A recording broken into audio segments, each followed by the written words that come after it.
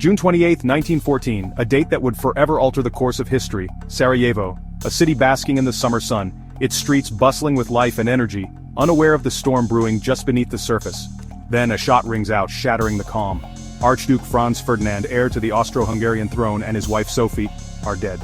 Their lives cut short in an instant. Assassinated by a young Serbian nationalist, Gavrilo Princip. The world is shocked, stunned by the audacity and the implications of this act. This isn't just a murder, it's a powder keg waiting for a spark. The tension in Europe is palpable, a continent on edge.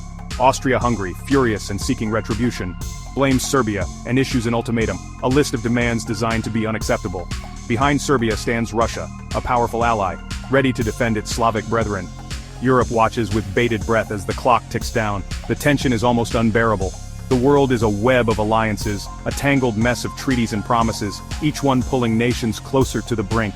One wrong move, one misstep, could bring it all crashing down. And crash it does, with devastating consequences. Austria-Hungary declares war on Serbia, setting off a chain reaction that explodes across Europe, dragging nation after nation into the conflict. Germany, allied with Austria-Hungary, declares war on Russia and its ally France. The dominoes begin to fall. Germany invades neutral Belgium to reach France, bringing Great Britain into the conflict. The war spreads like wildfire. Within weeks, the continent is engulfed in the flames of war. The scale of the conflict is unprecedented. What began as a localized conflict in the Balkans has spiraled into something much bigger, much more terrifying. The world watches in horror. The world is at war and no one knows how it will end. The uncertainty is as thick as the smoke on the battlefields.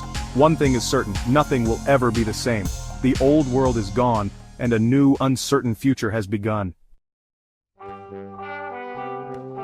The great powers of Europe are now locked in a deadly struggle, a conflict that will reshape the continent and the world. On one side stand the Central Powers, Germany, Austria-Hungary, and later the Ottoman Empire and Bulgaria, forming a formidable alliance. On the other side are the Allies, Great Britain, France, Russia, and eventually Italy, Japan, and the United States, creating a diverse coalition. Each nation believes it is fighting for a just cause, defending its interests and honor driven by a mix of nationalism and old rivalries. Germany, a rising industrial power, seeks its place in the sun, challenging the established order and aiming for dominance. France, still smarting from its defeat in the Franco-Prussian War, yearns to reclaim lost territory and pride, seeking revenge and restoration. Great Britain, with its vast empire, is drawn into the conflict to maintain the balance of power in Europe, protecting its global interests. Millions of young men, swept up in a wave of patriotism, answer their nation's calls to arms, believing in the nobility of their cause. They believe the war will be over by Christmas, a quick and glorious adventure, unaware of the prolonged agony ahead. They have no idea of the horrors that await them, the unprecedented scale of destruction and suffering that will unfold. The Western Front, a 400-mile scar stretching across France and Belgium, marking the boundary of a brutal conflict. Here, the war grinds to a halt, bogged down in a bloody stalemate, with neither side gaining significant ground.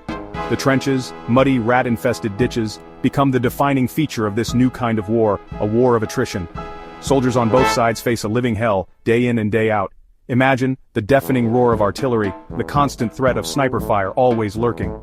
The ever-present stench of death, a grim reminder of the fallen. Men live in these squalid conditions for weeks, even months on end, with no respite. They endure suffocating heat, freezing cold, and torrential rain that turns the trenches into muddy quagmires. Disease is rampant, with rats, lice, and trenchfoot as constant companions, adding to the misery. And then there are the attacks. Going over the top, charging across no man's land into a hail of machine gun fire and artillery shells, is an act of unimaginable bravery and desperation.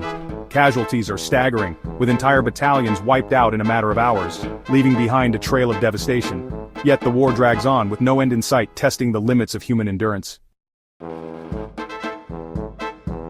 The Battle of Verdun, the Battle of the Somme, names etched in history, synonymous with unimaginable carnage. At Verdun, the Germans launch a massive offensive in 1916, hoping to bleed France white. The French, determined to hold their ground, fight with incredible tenacity. The battle rages for months, claiming hundreds of thousands of lives on both sides.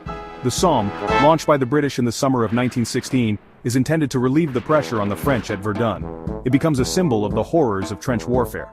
On the first day of the battle alone, the British suffer nearly 60,000 casualties, the bloodiest day in British military history. The battle drags on for months, achieving very little strategic gain at an unimaginable human cost.